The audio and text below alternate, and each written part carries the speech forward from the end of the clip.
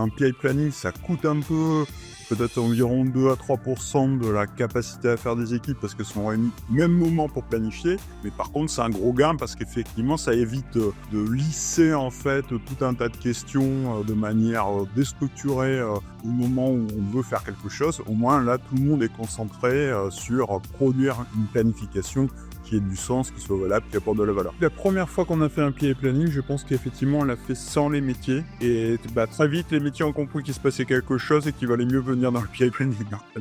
Voilà. Et depuis, on n'a plus eu le problème. Changer un homme, ça peut sans doute résoudre des problèmes, mais à mon avis, de manière beaucoup moins fondamentale que changer un processus qui est inefficient. Et c'est plutôt ça le sujet à creuser. Donc, où est-ce qu'on a des gaspillages? Où est-ce qu'on a de la non-qualité? Où est-ce qu'on produit des choses aberrantes?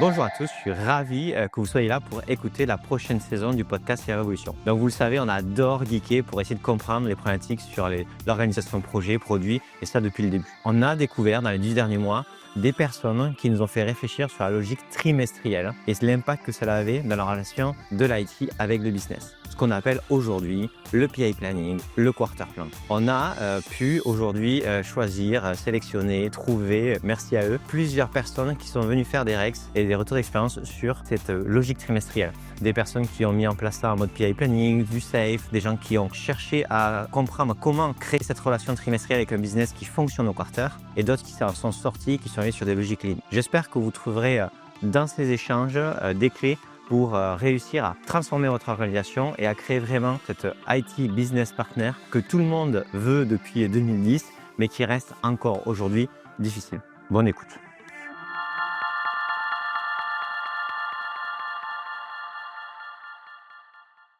Bon, Michel, c'est trop cool que tu aies accepté de passer dans cet épisode. Je suis ravi que tout le monde puisse t'écouter parce que tu es un aficionado de Safe, mais surtout, on va parler beaucoup de PI planning avec toi.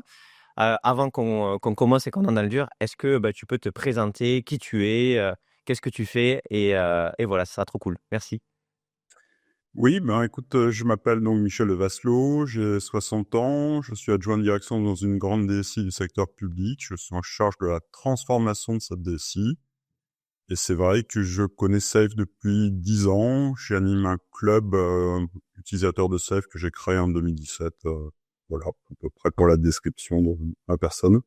Et du coup, quand tu parles de transformation de la DSI et du coup de Safe, en gros, c'était ton mandat initial, c'est celui que tu as pris pour qu'on comprenne un petit peu comment ça s'est passé ce truc. Est-ce que c'est parce que on t'a demandé de venir transformer et de mettre Safe, ou on t'a demandé de transformer et tu t'es dit il y a 10 ans, il y a un truc qui est en train de se créer sur Safe, c'est intéressant?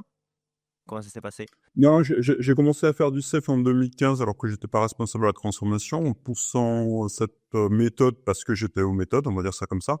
Et par contre, la transformation, c'est plus récent. La transformation, le fait qu'on confie la transformation à la DSI et qui n'est pas du tout que sur des sujets Safe, c'est plutôt sur des sujets de fonction support D'accord. sur lesquels je suis globalement. Ça, c'est plus récent, je dirais que ça a 3-4 ans, même si je mémorise pas totalement tout. Ok. Et donc, du coup, et Safe, donc, du coup, toi, tu l'as découvert comment, en fait? C'est quoi le moment où tu dis, OK, je comprends Safe en dehors de la lecture, tu vois? C'est quoi, OK, c'est ça le potentiel de Safe?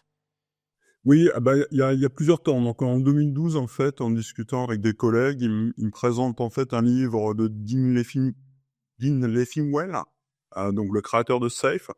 Bon, ce livre était en anglais, je suis pas très fort en anglais. Par contre, je suis assez visuel. Il y avait des schémas qui expliquaient des features, des enablers avec des codes couleurs. Je reviendrai peut-être sur ces concepts tout à l'heure. Donc, je me suis dit dans ma petite tête en 2012, tiens, il y a un truc qui a l'air intéressant, mais j'en ai rien fait. Et puis en 2014-2015, il y a un sujet qui est venu sur le devant de la scène, qui était une question de finalement découper une DSI en front et back, ce qu'on n'a pas fait, mais qui posait des tas de questions de synchronisation. Et là, je me suis dit, moi j'ai la réponse. Comment on va faire fonctionner ces équipes si on sépare aussi fondamentalement la DSI? Et comment il va y avoir des synchronisations, il va falloir les gérer. Et là, j'ai commencé à regarder Safe et puis à être un peu apôtre et de dire, peut-être qu'il y aura un cas d'usage sur lequel on peut le mettre en œuvre. Puis on a trouvé un programme pour le mettre en œuvre. Donc on est en 2015. Et puis on est passé de ce premier train à maintenant une quinzaine de trains dans mon entreprise. mais sans que ça soit un plan de mise en œuvre de safe. C'est plus de l'adoption par le terrain que de la stratégie descendante du style on va déployer safe systématiquement. C'est vraiment par séduction en fait qu'on a fait progressivement du safe. Et est-ce qu'aujourd'hui, tu dirais que vous avez pris Safe dans son entièreté, vous avez vraiment appliqué Safe, ou vous avez fait un peu du pick and choice sur les éléments qui vous semblaient intéressants? Oui, alors de toute façon, Safe, c'est un framework quand même qui est assez vaste, pour pas dire obèse, donc c'est quand même un peu difficile de tout prendre. Donc on a clairement fait des choix. Ce qui nous intéressait au départ, c'était le pilotage de train. Sur la partie gestion de portefeuille, par exemple, on n'est pas totalement en application de Safe, hein. On est même assez loin de l'avoir vraiment appliqué tel qu'il est dépeint. Donc oui, on a fait des choix, on a fait du picking. Et puis, il y a des équipes qui adaptent Safe à tort ou à raison, hein. Des fois, je pense que ce sont des mauvaises adaptations, mais faut accepter, hein. C'est les conditions aussi de mettre en œuvre. C'est que tout le monde ne va pas adhérer à tous les sujets qui sont dans Safe. Donc, il faut trouver un compromis entre le cadre et sa mise en œuvre. OK. Et donc du coup, toi, tu m'avais dit que, le 1er, donc, dans Safe, il y a un moment clé, ou il y en a plusieurs, mais dans tous les cas, il y a un moment clé qui s'appelle le PI planning, qui est, de nous, ce qu'on appelle beaucoup le quarter plan, ce côté un peu trimestriel, de remise à plat des choses, et cetera. Et tu m'as dit, ça m'avait marqué, quand on a préparé cet épisode, que, toi, quand tu arrivé dans le premier PI planning, c'est pas toi qui l'avais organisé, et tu avais vu quelque chose, tu dis: «Waouh, là, il y a un truc qui est en train de se passer». Est-ce que tu peux nous parler déjà de ce que c'est un PI planning très succinctement, mais surtout après ta première expérience de quand tu es rentré dans ce moment-là, et ce que tu en as conclu? Oui, alors je vais déjà expliquer quelque chose avant, qui est le PI. Donc le PI, c'est pas le PI planning, même si beaucoup de gens disent PI pour PI planning. Le PI, c'est une période de temps. Dans Safe, elle fait de 8 à 12 semaines. Et évidemment, en rajoutant une semaine de plus, c'est à ce temps de dire que ça fait un trimestre. Donc les gens ont souvent un PI d'un trimestre. Ils vont avoir une cérémonie collective, c'est tout le monde qui participe, de planification de ce trimestre. OK. Donc, quand je dis tout le monde, c'est ce qu'on appelle un train dans Safe, donc de 50 à 125 personnes, si on respecte la définition. Et ces gens-là vont, pendant 2 jours, planifier, en fait, leur travail pour 3 mois, avec un découpage de temps assez précis. Je ne sais pas si je rentre dedans parce que, Cool. oui? Ouais, Ah vas-y. ben, alors oui, bah, le découpage de temps, donc, qui est très détaillé dans Safe, hein. C'est une des parties les plus détaillées de Safe, en fait, les plus prescriptives de Safe. Donc, en gros, il y a 4 demi-journées dans un PI planning. La première demi-journée est consacrée à la vision. Donc, on va dire qu'est-ce qu'on veut faire à horizon de temps supérieur à 3 mois, d'ailleurs, hein. Généralement, on va se projeter sur plutôt une année, des choses comme ça. Pourquoi on se réunit pour 3 mois? C'est quoi les objectifs de ce trimestre? Et puis après, on va rentrer dans le détail des features ou des enablers. Donc les features, ce sont des actions, des activités à mener qu'on peut mener dans un trimestre et de nature fonctionnelle. Les enablers sont la même chose, mais d'un point de vue technique. Donc la première demi-journée, on va la consacrer en gros à pourquoi. Pourquoi on est là? C'est quoi les enjeux du trimestre, voire à plus long terme. La deuxième demi-journée, c'est une séance de planification. Chaque équipe planifie dans la même salle. Alors, ça peut être une salle virtuelle, hein, parce que depuis un certain temps, depuis le Covid, beaucoup de PI planning, c'est aussi en distanciel. Mais c'est une séance de planification collective dans laquelle on va essayer de gérer les adhérences entre équipes. Parce que là où on peut perdre beaucoup de temps dans une fabrication, c'est dans l'absence de gestion correcte des synchronisations, des adhérences entre équipes. Donc, qu'est-ce qui va se passer dans cette demi-journée de planification? On va peut-être se rendre compte que certaines features sont immatures. On va peut-être se rendre compte qu'à cause de synchronisation, de dépendance, quelque chose qu'on avait prévu de faire dans le trimestre, on ne peut pas le faire parce que la gestion des dépendances fait que ça ne tient plus dans le trimestre. Et puis souvent, on va se rendre compte qu'on n'a pas totalement la capacité à faire pour tout ce qui était prévu. Ça, c'est très courant. C'est en PI planning, on montre il y a plus de choses que ce qu'on peut fabriquer. Donc, on va avoir une séance d'arbitrage le soir de cette première journée avec ce qu'on appelle des business owners, donc des décideurs, souvent métiers, qui peuvent arbitrer. Et puis, on va entamer donc la troisième demi-journée. Donc, généralement, c'est le lendemain, si on respecte Safe, où on va tenir compte des arbitrages pour faire la planification finale. Et la dernière demi-journée va être consacrée à identifier des risques, voire à les traiter d'ailleurs, voter la confiance des équipes dans cette planification. Parce qu'on parle d'engagement, mais on pourrait mettre un peu des guillemets. On est quand même plus dans une expression de la confiance dans une planification que dans un engagement sûr et certain. Et puis, tout au cours du PI planning aussi, on va essayer de faire valoriser par les business owners la valeur attendue de ce qui va être fabriqué. Donc, ce qui est assez important dans un PI planning, c'est qu'on va créer une discussion entre des business owners et des équipes de fabrication. Parce qu'autrement, les business owners, si on ne fait pas de safe, ils ne voient jamais les équipes de fabrication. Et donc, ils pensent ce Les niveau équipes de d'information. fabrication. Fabrication. Tu parles des devs, c'est ça? Oui, mais alors dans mon entreprise, on a tendance à parler de fabrication. Voilà, des échecs de fabrication. Mais je parle des devs. Je parle des Non, mais devs. c'est génial parce qu'on a vraiment des comitologies dans les organisations qui sont complètement. Tu vois, les équipes de fabrication, tu es en mode menuisier, il y a une question. Passons. Ce que tu dis, ce qui m'intéresse, tu vois, dans ce que tu as dit, il y a deux choses qui m'interpellent, pas m'intéressent, mais elles m'interpellent. C'est le premier, c'est on est dans une logique événementielle. C'est-à-dire que moi, j'ai l'impression que souvent, quand on n'est pas dans ce genre de rythme trimestriel, etc., tous les DSI et leurs équipes se battent pour avoir du temps des métiers, pour calibrer, cadrer un truc, comprendre l'expression de besoin, etc. Ça, c'est vraiment la bataille et c'est toujours le métier qui n'est pas mature.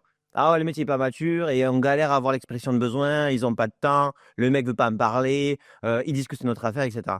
Et moi, là, j'ai l'impression que et donc, du coup, les équipes IT, elles ont j'ai l'impression, une quantité de temps et d'énergie qu'elles diffusent au continu pour avoir chacun un petit bout du métier. Alors que là, j'ai l'impression que cette même quantité qui peut être petite, elle est méga concentrée dans un temps et un espace qui fait que là, du coup, tu as des résultats parce que les gars, tu as mis l'énergie pour que les gars, là, les métiers soient là pendant 2 jours avec toi. Donc, c'était dur, ils gueulaient, ils voulaient pas le truc, ils avaient un planning, etc. Mais tu as fait le fortus pour ces 2 jours et dans ces 2 jours-là, tu les rinces. Tu fais le taf et en fait, tu as beaucoup plus d'output que quand tu le fais disséminer tout au long de l'année, etc. J'ai l'impression qu'il y a cette logique-là de concentration des efforts pour avoir un résultat dans ces 2 jours, quoi. C'est intense. Tu parlais de rush. C'est ça ce sentiment-là? Oui, déjà, je peux te faire un feedback, donc tu as tout compris, hein, parce qu'un PI planning, ça coûte un peu, peut-être environ 2 à 3% de la capacité à faire des équipes, parce qu'elles sont réunies Ouais. au même moment pour planifier. Mais par contre, c'est un gros gain, parce qu'effectivement, ça évite de lisser, en fait, tout un tas de questions de manière déstructurée au moment où on veut faire quelque chose. Au moins, là, tout le monde est concentré sur produire une planification qui ait du sens, qui soit valable, qui apporte de la valeur.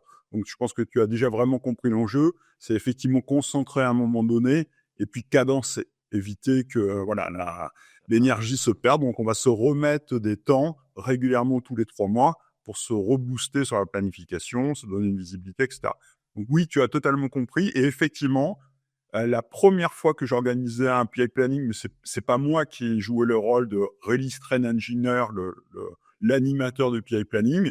Donc voilà, j'étais peut-être un peu sponsor de la démarche, mais pas l'organisateur de PI planning. Ce qui m'a surpris, c'est que quand je suis rentré dans la salle de PI planning, c'était totalement perceptible l'énergie qui était présente dans cette salle.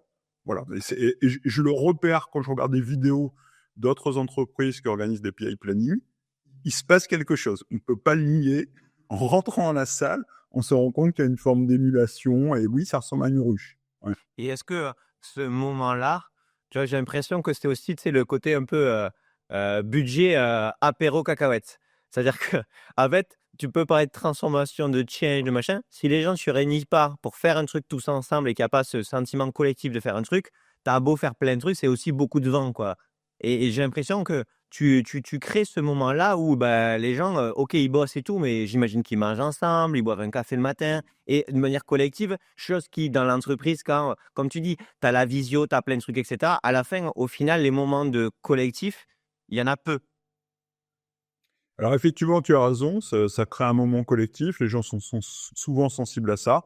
Des fois, ils mettent des afters derrière leur voilà, planning. Voilà. Donc, il y a cette attente-là. Il y a ce point vraiment important pour moi qui est que les business owners métiers voient les équipes. Parce qu'attention, les gens qu'on ne voit jamais on les parce qu'ils respecte sont pas. compétents, c'est assez classique. Et donc, le fait de les voir permet de dialoguer avec eux, de mieux se comprendre et de se dire, bon, oui, finalement, ils me posent peut-être des questions assez pertinentes.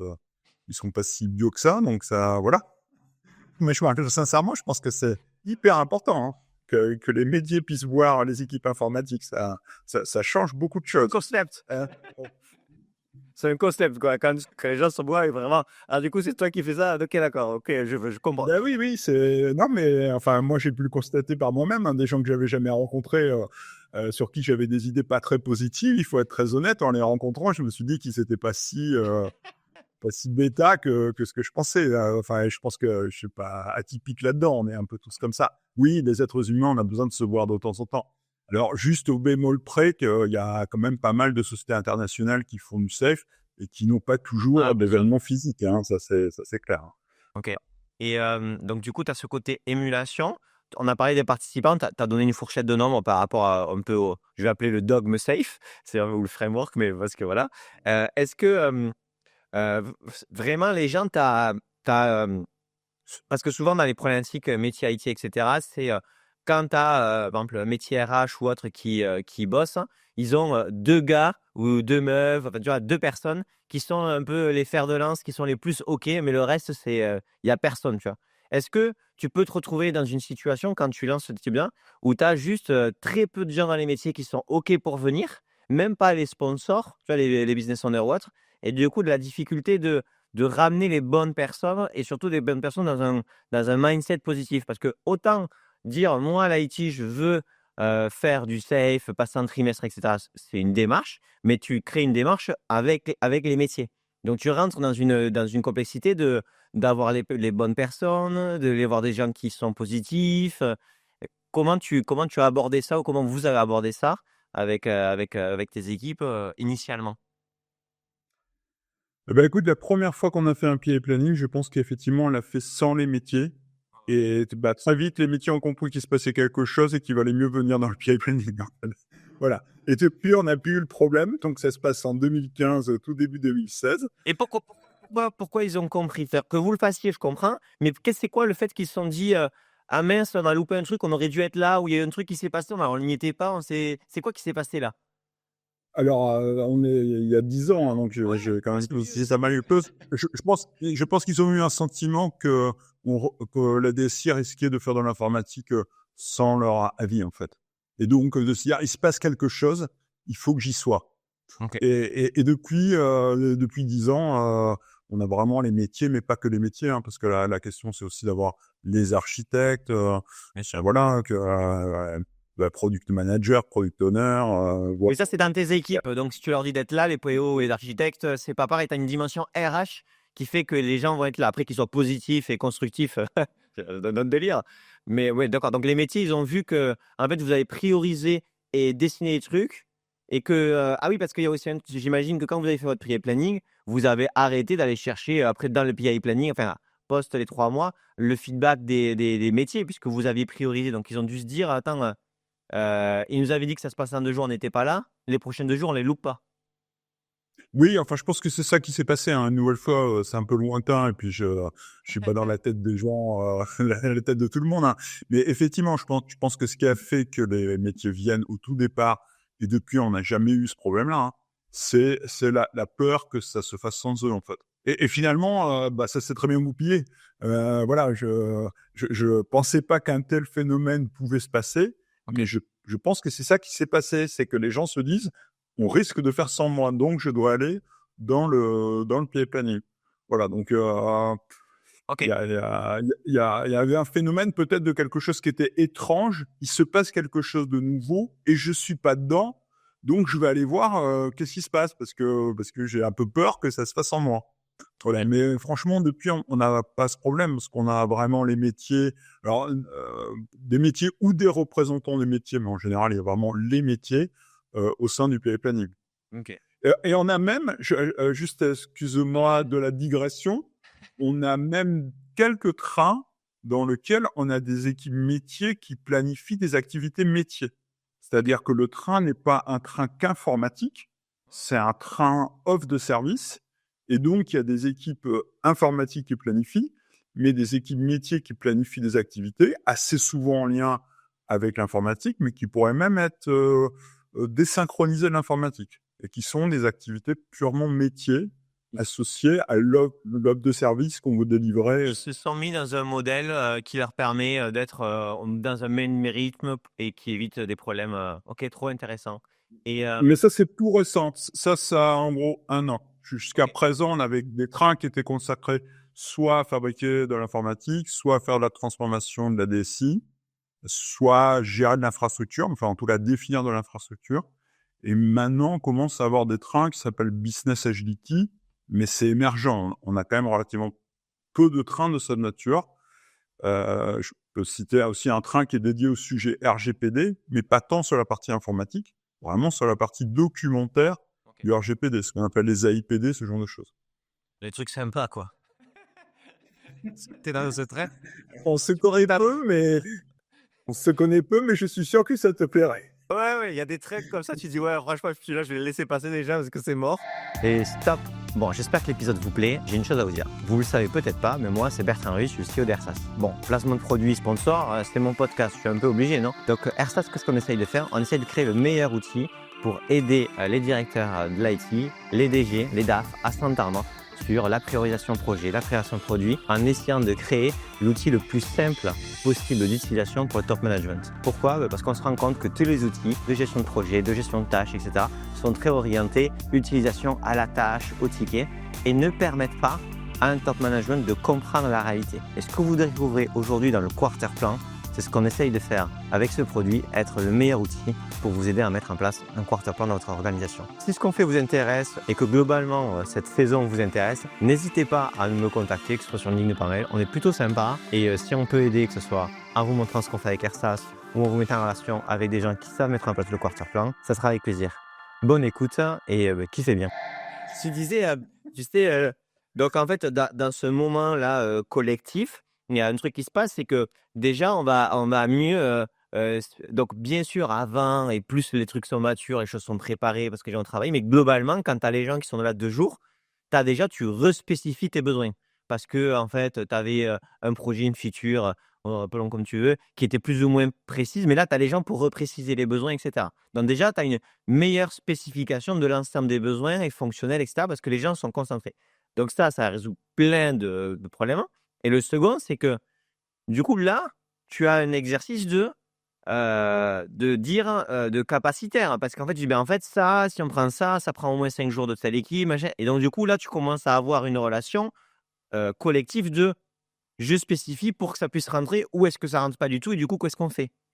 Et donc, du coup, ça, c'est ce moment-là qui est super critique dans toutes les organisations. C'est que les mecs spécifient mal, ils font pas de macro-planning sur le temps des gens, juste sur du budget. Et donc, du coup, on lance 10 000 trucs en parallèle et le DSI saute ou ses équipes tous les 3 ans parce qu'on est frustré qu'on ait mis plein de fric et qu'on n'avance pas. Et là, du coup, grâce à ce moment-là, aussi, tu crées une vision collective de qu'est-ce qu'on peut faire et si on veut le faire, comment on spécifie mieux les choses pour que ce soit plus précis. Est-ce que du coup ça prend, ça il ça se c'est très concret et c'est très compris, des métiers très rapidement? Ou est-ce qu'en fait, ils ont pas, au tout début, par exemple, le fait de dire: «Ah mais attends, si je spécifie plus petit, ça va passer dans le prochain, PI». Est-ce que tu vois, est-ce que c'est une dynamique qu'ils comprennent dès le début ou ça met un petit peu de temps, cette relation entre spécification, capacité et donc planification? Oui, il y a beaucoup de choses dans ce que tu as dit. Je vais essayer de reprendre des éléments. Donc, la première notion, est-ce que c'est évident pour les métiers de comprendre qu'en découpant plus fin, ça a des chances de passer plus vite? Non, c'est clairement pas immédiat de passer à ce genre de logique. Ça peut même prendre une année. OK. Voilà, hein, voilà. Le fait de comprendre qu'une feature, son découpage est principalement temporel plus qu'autre chose. Et donc, c'est un caillou qui doit être traité en 3 mois, c'est pas une logique très naturelle. Les gens ont souvent un besoin et se posent pas toujours très facilement la question de savoir mais est-ce que ce besoin, je peux le couvrir en 3 mois ou pas. Donc non, c'est pas une logique très naturelle et ça met pas mal de temps à entrer dans les esprits. Moi, je dirais ouais, l'ordre d'idée d'une année. La deuxième point que tu as cité qui me semble très important, c'est une logique effectivement capacitaire. Ce qui peut en soi déjà être un peu refusé par les métiers. Sauf que là, comment dire, les faits sont têtus et que de toute façon, dépasser le capacitaire, c'est pas très facile. Hein. On peut pas, voilà, sauf avoir des centres de services de débordement ou des choses comme ça, des choses qui marchent pas très très bien. Donc, la logique est vraiment capacitaire, hein. On va se dire, c'est pas la peine de bourrer un tuyau avec plus d'eau qu'il ne peut en accepter. Donc ça, c'est quelque chose qu'il faut aussi arriver à faire comprendre.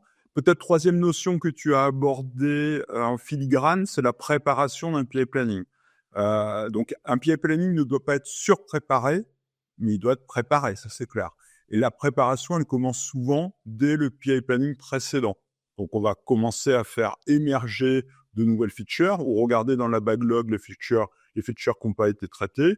Des fois, il faut des actions de conception, hein, il faut faire des ateliers, il faut voilà, faut aussi les chiffrer, hein, parce qu'on va pas arriver en PI planning sans chiffrage.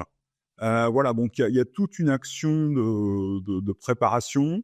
On va aussi splitter ces features dans des niveaux plus fins qu'on appelle stories. Parce que certes, il y a la planification à 3 mois, mais nous, on garde notre principe de sprint. Hein, c'est comme ça d'ailleurs dans Safe. C'est une planification à 3 mois, mais qui embarque des planifications des niveaux plus petits, sprint de 2 semaines ou de 3 semaines. Et là, l'artefact qu'on embarque dans un sprint, c'est ce qu'on appelle une stories.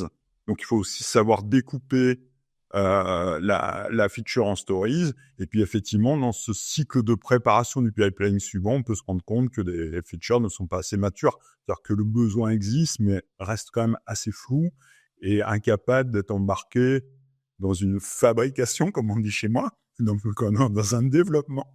Voilà. Et J'espère avoir répondu un peu aux différents aspects que je voyais dans non, c'est super intéressant. Donc, allez, le côté, est-ce que je me rends compte en tant que métier que si je spécifie les trucs plus petits, ça va passer, ça prend du temps, tu dis une année. Et le côté, c'est intéressant, le côté bourrer le tuyau pour voir si ça passe plus. En fait, j'ai l'impression que c'est pas naturel ou c'est pas inné dans les organisations de se dire, en fait, il faut faire moins de choses pour avoir plus de chances que ça soit fait que de lancer plein de trucs en parallèle. J'ai l'impression que la méthode générale dans les boîtes aujourd'hui, c'est tu lances des sujets. Si tu as le budget de licence ou d'achat et tout, le temps homme, on s'en fout un peu. Et plus on lance de trucs, plus ça va fonctionner et on va voir ce qui marche, quoi.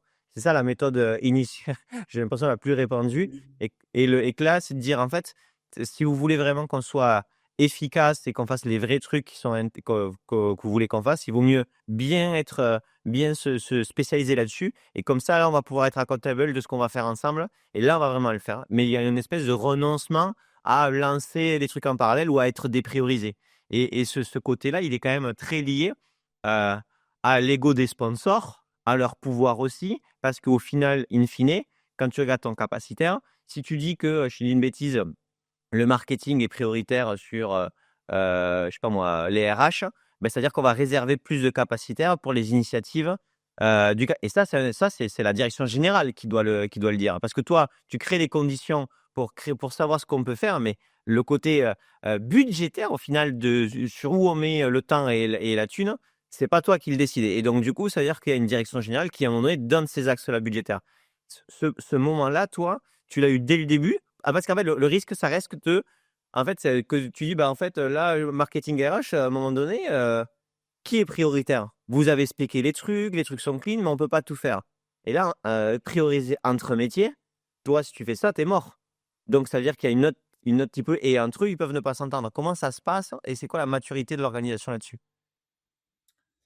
Oui, là, on a parlé plutôt de PI planning au niveau train. Donc, normalement, il y a un business owner un ou plusieurs business owners qui répond à ce train et c'est lui qui va faire la priorisation. Donc là, pour moi, il y a. Lui, il a le Ouais. mandat. Par contre, Il a le mandat du budget alloué de sa répartition. Donc, c'est dans le train, il y a quelqu'un qui a le mandat. dans sa répartition dans un train. Par contre, ce que tu évoques, c'est une logique plus globale qui dans Sales s'appelle Lean Portfolio Management. Donc, en gros, la gestion du portefeuille. Et là, effectivement, il faut qu'à un niveau plus stratégique, entre ce qu'on appelle des chaînes de valeur, ou ça peut être des domaines métiers, peu importe, quelqu'un ou un groupe de personnes, parce que dans les grandes entreprises, ça va être un groupe de personnes, ce qu'on appelle des PMO, par exemple, va gérer la répartition par grande enveloppe. Mais on est à un niveau plus haut qu'un train. Quand on arrive à un découpage, donc plutôt ce qu'on appelle dans Safe des épiques, des gros cailloux. Tout à l'heure, j'ai parlé de cailloux. La feature, c'est un moyen caillou. La story, c'est le petit caillou qui va rentrer dans un sprint. Le gros caillou, c'est l'épique. Et donc, il faut un système de gestion de portefeuille qui va valoriser ces épiques, et considérer qu'on va mettre tant d'argent sur, je sais pas, la RH, et peut-être moins sur l'évolution de la finance, et plus sur le commercial, et que sais-je encore. Mais ça, c'est un niveau hors train. Ça se passe plus globalement quand on est à un niveau PI planning, on est associé à un train, donc en gros une centaine de personnes. Et là, normalement, si c'est bien structuré, c'est le business owner qui arbitre. C'est lui qui va dire, bah, mes priorités sur les 3 mois, ça Parce que sur sera un peut-être... trait, il y a un seul business owner du coup? Non, des fois, il y en a plusieurs. On considère même en général qu'il y en a un qui représente des aspects métiers et d'autres des aspects techniques qui sont peut-être un peu étrangers du métier. Des questions d'infrastructure, de cloud, de sécurité, que sais-je Et il encore. y a un seul business Il peut... il- il y a Pardon. un seul business, il y a un seul business owner métier. Alors, dans Safe, c'est plus ambigu. Moi, personnellement, je considère que s'il y a qu'un seul business owner, c'est un peu un modèle idéal. Parce que comme Ben ça, oui, au parce que moins... du coup, là, il peut choisir. Moi, ce que je pensais, c'est qu'il y en avait plusieurs et que donc, du coup, il peut y avoir une guéguerre de la priorisation des besoins là-dessus. Mais non, toi, tu dis que bah, ça Ah va bah, marcher. oui, c'est arrivé, hein. Oui, oui, non, mais ça peut aussi arriver. Enfin, une nouvelle fois, Safe ne résout pas tout. Voilà, il y a aussi sa mise en œuvre. J'en profite pour dire quelque chose par rapport à la notion de capacitaire. Donc, déjà, tu as raison, c'est quelque chose qui peut être assez long à comprendre par les métiers, peut-être parfois pas que par les métiers d'ailleurs. Ça amène à comprendre que dans Safe, il y a une logique sous-jacente de lean management, en fait, hein. Donc, si c'est capacitaire, c'est parce que Safe embarque des principes de lean, en fait. Alors, Et en gros, des principes... on va faire un épisode sur ça, sur la partie lean. Toi, c'est quoi le lien que tu fais? Comment tu le verbalises? Ah bah, déjà cette logique capacitaire est induite, par le lean, hein. Ok. C'est pas la peine de pousser, 2 voitures à fabriquer dans un atelier qui est conçu que pour faire une voiture, et donc c'est quand la voiture est terminée que tu as un flux, tiré qui amène, le châssis, de la voiture suivante que tu vas fabriquer, en fait. Bah, je le dis de manière très caricaturale parce que c'est un peu long d'expliquer le lean, mais mais ce qu'apporte le lean dans Safe, c'est cette logique capacitaire. Ok. Il apporte d'ailleurs aussi une autre logique de ce qu'on pourrait dire zéro stock. C'est en gros une épique, donc un besoin à long terme. C'est pas la peine de le détailler tant qu'on est loin de le fabriquer. Parce que le besoin peut bouger, peut devenir inexistant, peut avoir voilà, évolué avec le temps. Donc on va ne découper les pics en feature que quand on est à quelques mois de commencer la fabrication. Autant garder sinon quelque chose de macroscopique sans rentrer dans le détail. Parce qu'autrement, c'est du gâchis au sens du lean. On va détailler quelque chose qu'on ne va pas faire comme ça, en fait. Ok. Voilà, donc il y a quelques principes de lean management qui sont enchâssés dans Safe et dont la notion de capacité à faire. Ok. Et quand tu dis donc les épiques, ça peut durer 3, 6, 9 mois, un an. Et tes features, tu les as toutes sur un trimestre du coup, sur un quarter, pas sur un PI? Ou elles peuvent La définition d'une feature, c'est quelque régler? chose qui doit être fabriqué dans le trimestre. Donc, Ok, ouais, non, mais du coup, ça c'est ok. Parce que du coup, euh, tu sais, tu utilises beaucoup de mots qui sont donc du coup des mots, tu vois, très produits, tu vois, feature, épique, etc. Tu as dit aussi qu'il y avait des métiers qui commençaient à le faire, donc du coup, ils font pas des features, ils font pas des épiques, donc il y a une question quand même de vocabulaire. Il y a aussi une question de, tu vois, il y a plein de gens qui font pas, enfin, qui font de l'hybride, quoi. Ils font des produits, ils font des projets. Est-ce que toi, aujourd'hui, dans ton organisation, vous êtes tout en mode, parce que très, du coup, feature et autres, vous faites des projets et du coup, que vous découpez pas de la même manière? Ou vous avez dû adapter ce modèle-là? Ou c'est tout comme ça? alors peut-être déjà une précision, hein, dans mon entreprise, tout le monde ne fait pas du safe. Voilà, on a de l'agile hors safe. J'ai oublié de le préciser. Peut-être que safe, c'est environ 70% de notre fabrication. C'est un ordinaire, hein. Pour ceux, pour ceux qui vont écouter le podcast, tout n'est pas safe. On a fait en safe des programmes au sens éphémère, des choses qui avaient un début et une fin. On en a toujours, mais c'est pas la grosse partie faite en safe. Ce qu'on fait en safe, c'est surtout des choses qui collent à des chaînes de valeur métiers. OK. Voilà. Je vais pas citer Non, non, bien d'exemple sûr. parce que Mais en gros, ça peut être un produit métier qui évolue en continu, qui apporte du business ou qui gère des millions d'utilisateurs ou autre, hein. tu vas faire un train dessus pour les faire évoluer en continu et aligner besoins métiers et équipe tech, quoi. C'est ça? Je vais essayer d'illustrer avec, par exemple, un, un logiciel de réservation d'hôtel. Ouais. Bon, bah, par exemple, l'inscription dans ce logiciel peut être sous forme de train, la réservation d'un hôtel peut être sous forme de train, la fidélité peut être sous forme de train, et la réservation de produits annexes, de voitures de location, que sais-je encore, peut être sous forme de train. On a Ok. plutôt tendance, en fait, les gens qui font du sales, mais c'est pas forcément généralisé, à essayer de découper par value stream métier, par chaîne de valeur métier. Parce que ça fait des choses qui sont assez stables. Le train ne va pas être à géométrie variable. Une fois qu'on a identifié ces value streams, comme elles ne bougent pas quand même tant que ça, elles peuvent bouger sur le contenu, mais pas sur leur existence. Quasiment tout logiciel va avoir, enfin tout apps va avoir une inscription, comme va avoir un système de fidélité. Pareil, pour prendre ces deux exemples, en découpant les trains par chaîne de valeur, on arrive à avoir des trains assez stables. Et ça, c'est assez important, parce que expliquer à des équipes, pour ce trimestre, vous êtes dans ce train, mais pour le trimestre suivant, vous serez dans un autre train. Et voilà. Donc, il y a une question un peu d'architecture métier. Je m'échappe peut-être un peu de ta question, hein, Non, mais il y a une c'est question très cool. d'architecture métier pour poser les trains. Ok. Donc oui, on peut faire des programmes éphémères en safe, et on en fait, mais la logique est plutôt de les coller à des processus métiers, à des chaînes de valeur métier, pour avoir une certaine stabilité de ces trains. Ok. Ce que je vois dans les sociétés, tu vois, on va dire, les ETI de 1 500 personnes qui sont pas dans le produit cœur n'est pas de la tech. Tu vois, il y a une DSI de 70 personnes, 80, mais tu vois, le produit final n'est pas tech, tu vois. Donc pas une boîte qui fait un logiciel de réservation. Euh, En fait, la logique de train de PI, elle est condensée dans un seul PI sur un seul train.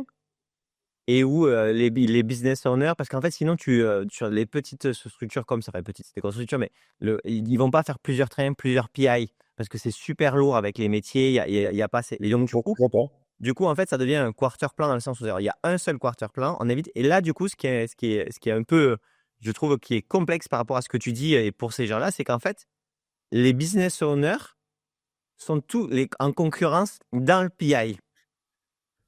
Et donc, du coup, ce point-là, il est quand même assez politique. C'est-à-dire qu'en fait, tu découpes les trucs et les métiers, etc. Mais à un moment donné, si c'est pas clair l'allocation des ressources par business owner, bah, à le moment, il peut être assez gênant.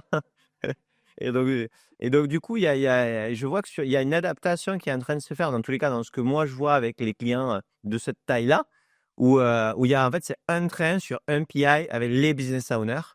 Et avant que ça commence à se splitter, ça va mettre beaucoup de temps parce que ça consomme de la ressource, tu disais, métier et IT, qui est pas négligeable, et aussi une question de lancement, quoi. Oui, alors peut-être la réponse, c'est que pour moi, les business owners que tu cites dans les entreprises de cette taille-là, Ouais. ce sont pas les bons. Parce que si l'entreprise est de taille assez limitée, le business owner, c'est le DG. En fait, alors, ça C'est fait. pas... Ben, c'est les membres du COMEX. c'est- Non, mais dans ces boîtes-là, du coup, mais c'est Ouais. super intéressant. Ta vision m'intéresse et de voir. Aujourd'hui, ce qu'on voit, c'est que du coup, tu as le DAF ou son représentant, c'est son bras droit, tu as le directeur. Mais du coup, ces gens-là, même le DG, tu sais comment ça se passe. Et des fois, il n'est pas très clair ou c'est un peu opaque, ce genre de truc. Et donc, du coup, ça peut, ça peut, ça peut être. Et oui, Et donc, oui, bien sûr, bah, il compose du caméra d'ancienne. c'est ça. Bien sûr. Donc, Mais deux formes de réponse pour moi. Soit, effectivement, on n'a pas été jusqu'au bout de la ouais. logique et le véritable business owner n'est pas présent et c'est le DG et ce sera lui de trancher. Soit, en amont, on n'a pas installé une gestion de portefeuille qui répartit quand même avant le PI planning les enveloppes. Et tu Donc, dis, ah bah, de toute façon, dans l'année, tu n'auras que ça. Non, mais c'est super intéressant. Donc, ça veut dire que aussi, en fait, du coup, le DG, OK, il n'est pas présent dans le PI planning, blablabla, machin, tout ça. Mais par contre, en avance du quarter plan, quand on a commencé à voir qu'il y avait tout ça à faire et que la capacité passait pas, c'est la capacité d'aller voir le DG en demandant un arbitrage sur des enveloppes parce que le truc est complètement explosé pour que vous puissiez travailler sans toi être partie prenante d'une décision qui ne te revient pas et qui te mettra en danger, même l'organisation. Super intéressant. Ok. Donc, dans tous les cas, c'est certain qu'il faut trouver une solution qui peut être un panel de solutions, mais parce que évidemment, le but, je vais me couper juste une seconde. L'intérêt d'un PI planning, c'est pas que la planification, c'est l'alignement de toutes les personnes dans une direction. Ça, c'est extrêmement important. Et donc, si le PI planning devient une guéguerre entre business owners, c'est contraire à l'esprit de ce qu'on veut faire. Donc, soit ils se réunissent avant, ils se découpent la bête comme ils veulent. Donc, ça s'appelle lead portfolio management. Mais s'ils veulent le gérer autrement, ils le font autrement. Soit ils disent, bah, comme on ne sait pas trancher, on va aller chercher papa qui est le DG et qui lui tranchera à notre place. Mais au total, le but, au-delà de la planification, qui est plutôt de la technique, l'intérêt d'un PI planning, c'est plus philosophique, c'est d'aller tous dans le même sens. Or, en agile, ça peut être un peu compliqué. Chaque product owner dans son coin peut penser qu'il a la main sur mon produit, etc. Or, il faut une cohérence dans tout ça. Les gens attendent quand même globalement qu'on aille justement tous dans le même sens. Et donc, avoir des business owners qui ne seraient pas alignés en PI planning, ça peut être un peu gênant. Ouais. Il va falloir parler avant, quoi. Faut qu'ils disent avant. Il faut se, Faut une discussion. Il faut se parler avant, d'une manière linéaire. Soit on l'a procéduré, soit on l'a pas procéduré. Je peux comprendre dans une petite entreprise qu'on ne procédure pas forcément. Ah, mais ça, la gestion de portefeuille. Mais il faut trouver une façon de se répartir les budgets. Dans Safe, il y a même une méthode qui est proposée, mais on n'aura pas le temps de l'aborder, qui est le budget participatif. Mais voilà, il y a des méthodes pour se mettre d'accord sur un budget. Mais il ne faut pas arriver en PI planning avec une forme de désaccord entre business owners, parce que là, effectivement, on risque de rater un peu l'intérêt du PI planning. Et ça risque d'être un peu la guerre. Et quand, quand tu sais, on parlait sur la partie lean, que l'élément, que le lean, un des éléments que le lean apporte, cette vision capacitaire. Dans la majorité des organisations que moi je vois, la réflexion, elle est uniquement sur le budget. En fin d'année, le budget, machin, etc. Et potentiellement de recruter un salarié ou autre. Enfin, des salariés ou autres. Mais on n'a pas cette vision, tu sais, de notre capacité à faire les choses. C'est le temps que ça prend, etc. C'est très, très, très limité. Et en fait, c'est pas une vision que la direction a. Qu'est-ce qu'on peut faire en termes de charge ou pas? Qu'est-ce qu'on peut pas faire, etc. Du coup, j'ai l'impression que la question de la planification, quand on n'a pas cette vision-là ou qu'on ne le fait pas, elle est très, c'est très, très, au final, DAF oriented, quoi. Enfin, c'est très orienté DAF. Est-ce qu'on a le budget pour faire ces trucs ou pas? Mais est-ce qu'on peut les faire en temps de temps? Est-ce que ça y est pas? Toi, c'est quoi les éléments déclencheurs dans les organisations, enfin, dans la tienne ou dans celle puisque tu animes un cercle agile là-dessus, que tu as vu où il y a un élément déclencheur de non, on ne peut plus gérer ce côté budgétaire sans réfléchir à le temps que ça prend et d'avoir cette réallocation en continu. C'est quoi les éléments qui amènent à une compréhension ou un déclencheur au niveau des directions générales?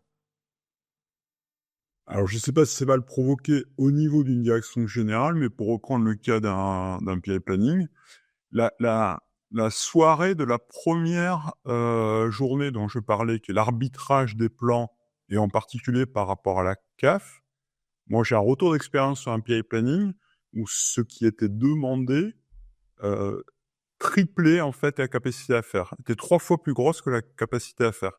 Et bien pendant la soirée, en fait, a été mené l'arbitrage avec les business owners en expliquant, donc c'est quelque chose d'assez ancien, hein, c'est pas moi qui ai animé ce PI planning, en expliquant que ça ne pouvait pas tenir et qu'il fallait vraiment arbitrer et tailler très très fortement dans les demandes pour que ça puisse rentrer.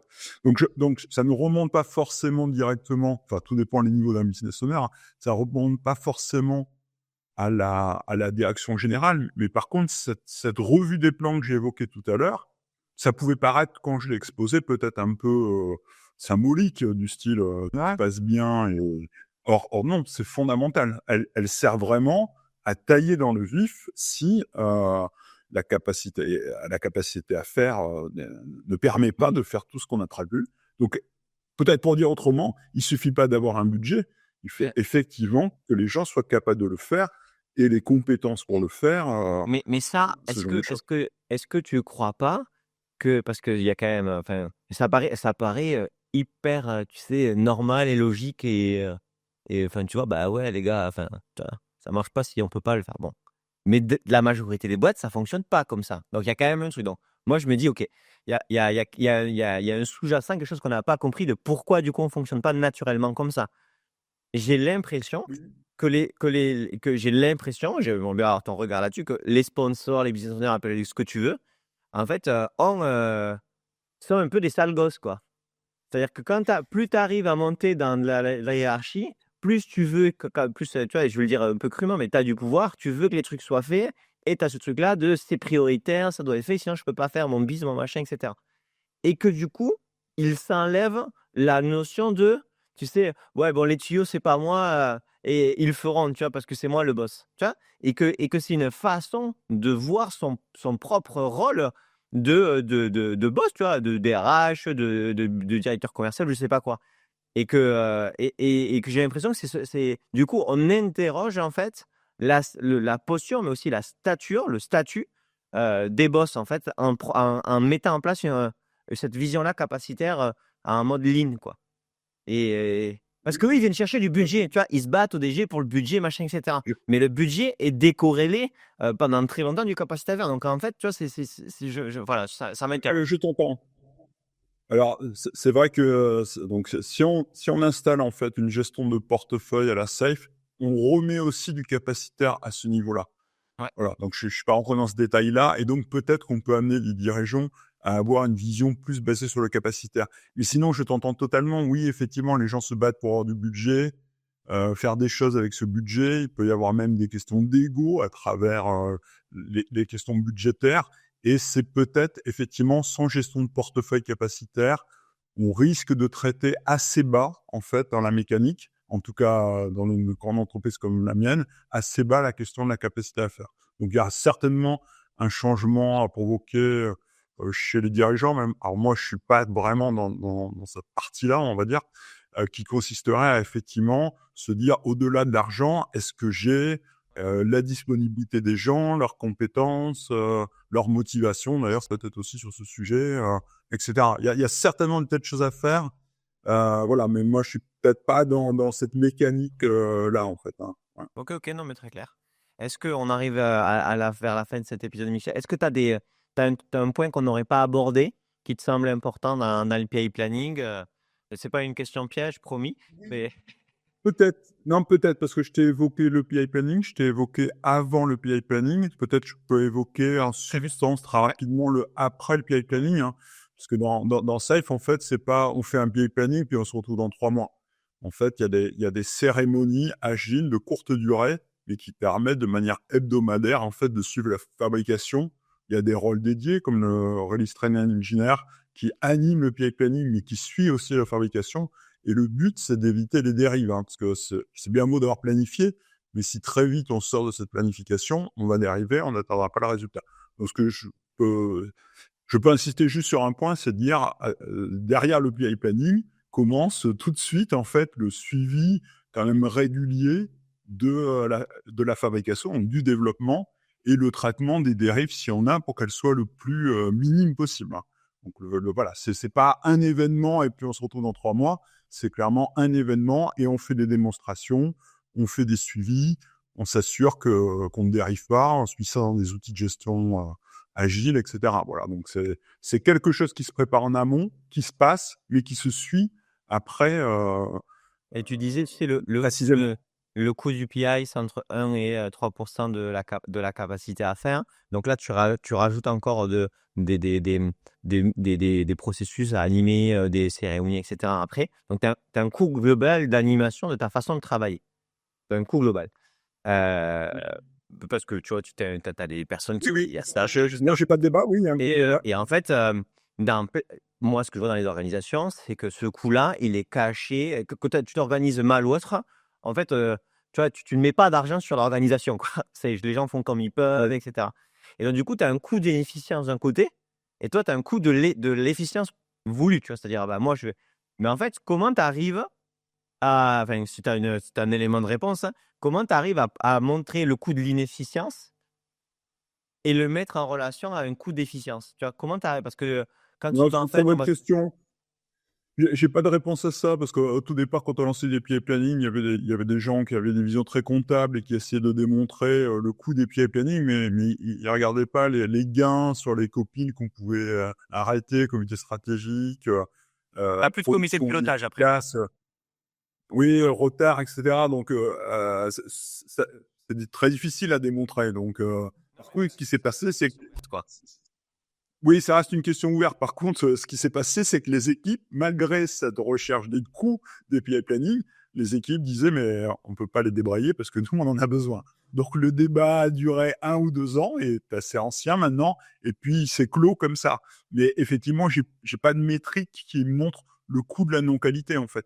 Non, mais C'est bien ça qui se passe, hein. c'est un peu ça qui se C'est passe, et c'est exactement ça. C'est qu'en fait, on n'arrive pas à chiffrer, tous les projets arrêtés, pétés, tous les délais, les trucs cramés, et donc du coup, le coût de et je pense que, tu vois, le DG, si on reprend le number one, tu vois? Tu disais le papa, moi je veux le number one, il ne se rend pas compte du gaspillage et de la gabegie de son organisation.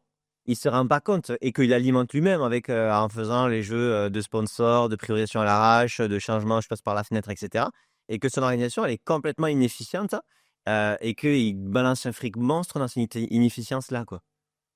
Ça, c'est C'est probable. C'est probable qu'effectivement les coûts cachés de la non-qualité globale et qui peuvent être des non-qualités de processus, hein, ne se voient pas. Mais effectivement, si on reprend les cas d'un PI planning, si on gère mal les synchronisations, ça veut dire du retard. Donc ça veut dire de toute façon des clients insatisfaits, mais du toi, chiffre d'affaires qui se fera pas, des du choses coup, comme toi, ça. tu as les indicateurs clés de qu'est-ce qu'on a fait dans le quarter on devait faire, est-ce qu'on a fait un tant de pourcentage, est-ce qu'il y a des retards, tu le montres. Sauf qu'en fait, les seuls moments où tu vois des gros retards dans les EDI de 1000 personnes, c'est quand tu as ton projet ERP qui est pété, quoi. Et là, tu as le DSI qui saute.